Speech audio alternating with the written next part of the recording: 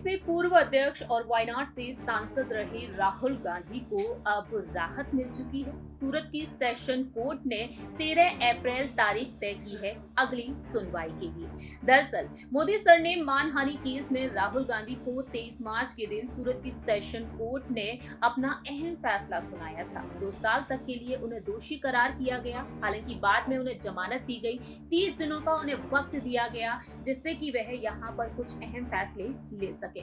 मालूम हो कि साल 2019 में लोकसभा चुनाव के दौरान कर्नाटक के कोलार पहुंचे थे राहुल गांधी। जनसभा को संबोधित किया था और उन्होंने ये बात कही थी कि सभी चोरों के सरनेम मोदी ही क्यों होते हैं। यहाँ पर उन्होंने ललित मोदी, नीरव मोदी का उदाहरण दिया और साथ ही साथ देश के प्रधानमंत्री का नाम ले लिया और ये भी यहाँ पर उन्होंने कह दिया और ना जाने कितने मोदी होंगे। तो फिलहाल देखा जाए तो यहाँ पर राहुल गांधी उस मामले की वजह से फंसे हुए हैं। उसी वक्त बीजेपी के विधायक पूरेश मोदी ने उनके खिलाफ शिकायत दर्ज की। पटना की कोर्ट में भी शिकायत दर्ज कराई गई है वरिष्ठ नेता सुशील मोदी की तरफ से। तो फिलहाल देखा जाए इस मामले पर अब 13 अप्रैल के दिन क्या कुछ अहम फैसला होगा ये वक्त के साथ साथ पता चलेगा। लेकिन सवाल ये खड़े होते हैं कि आखिरकार यहाँ पर राहुल गांधी ने कोर्ट में क्या कुछ दलीलें पेश की थी। इसके बारे में आपको बताना चाहेंगे इस खास रिपोर्ट के जरिए।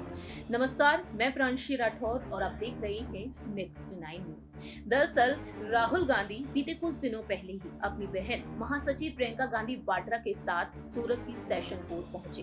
कुछ राज्यों के मुख्यमंत्री भी उनके साथ पहुंचे थे और यहाँ पर उन्होंने दलीलों को भी पेश किया था।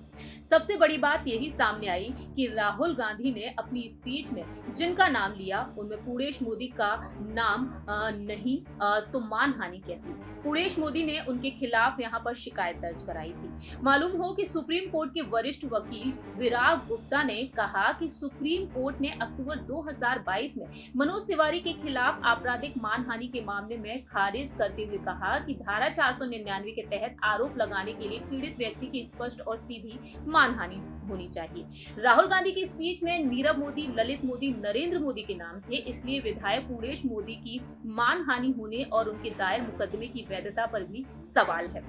दूसरी ही तरफ किसी खास व्यक्ति के सम्मान को ठेस पहुंचाने का आरोप स्पष्ट होना चाहिए और यहाँ पर उनका कहना रहा कि टिप्पणी या फिर बड़े दायरे को समेटने वाली टिप्पणी को इसमें शामिल नहीं किया जा सकता। यहाँ पर दूसरी बड़ी बात ये सामने आई जो दलील दूसरी उन्होंने रखी थी, कर्नाटक की कोलार में स्पीच दी और केस सूरत में क्यों दर्ज हुआ। विराग गुप्ता का कहना है कि सीआरपीसी की धारा 202 के तहत आपराधिक मामलों में मजिस्ट्रेट का क्षेत्राधिकार तय होता है। राहुल गांधी ने मोदी सरनेम वाली स्पीच कर्नाटक के कोलार में दी, लेकिन सवाल ये होता है कि सूरत में आखिरकार यहाँ पर केस दर्ज क्यों कराया गया। तो सुप्रीम कोर्ट ने सुब्रमण्यम स्वामी वर्सेस यूनियन ऑफ इंडिया मामले में आपराधिक मानहानि की संवैधानिक वैधता कायम रखते हुए ये कहा था कि निचली अदालत के जजों पर सभी पहलुओं से शिकायत की जांच का उत्तरदायित्व है। और दूसरी ही तरफ यहाँ पर यह भी बताया गया कि ओबीसी की सेंट्रल लिस्ट में बिहार और गुजरात में मोदी नाम की कोई जाति नोटिफाई नहीं है, इसलिए राहुल के बयान को ओबीसी के खिलाफ मानना भी मुश्किल है। तीसरी दलील यहाँ पर ये रही कि राजनीतिक बयानबाजी को अपराध के दायरे में लाया जा सकता है। विराग कहते हैं कि सुप्रीम कोर्ट ने 1965 के कुलतार सिंह मामले में कहा कि राजनीतिक बयानबाजी के मामलों को अपराध के दायरे में लाने से बचना चाहिए। वहीं मानहानि के मामले में आपराधिक मुकदमा चलाने के लिए, जैसा कि इस केस में हुआ, बदनीयती और देश की भावना सिद्ध करना जरूरी है। वहीं दूसरी ही तरफ वरिष्ठ वकील अभिषेक मनु सिंघवी का कहना रहा कि राहुल गांधी का कर्नाटक के कोलार में दिया गया भाषण जनहित के बारे में था, राजनीति के बारे में था, महंगाई बेरोजगारी के बारे में था। वहीं उनका कहना रहा कि अब यहाँ पर देखा जाए तो ये आपराधिक मामला नहीं बन सकता।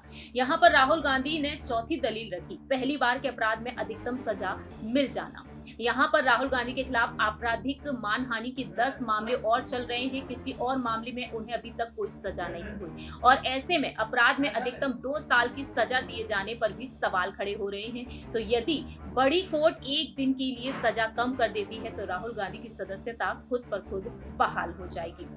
तो ये कुछ दलीलें रखी गई राहुल गांधी की तरफ से। अब देखना ये होगा कि आखिरकार यहाँ पर इन दलीलों से राहुल गांधी की मुश्किलें कम होंगी, क्योंकि 13 अप्रैल की तारीख तय की गई है और 13 अप्रैल की तारीख जो तय की गई है, आखिरकार यहाँ पर सूरत की सेशन कोर्ट क्या कुछ अहम फैसला सुनाती है ये वक्त के साथ साथ ही पता चलेगा। इस खास रिपोर्ट में इतना ही। बाकी की तमाम अपडेट्स के लिए आप देखते रहिए नेक्स्ट 9 न्यूज।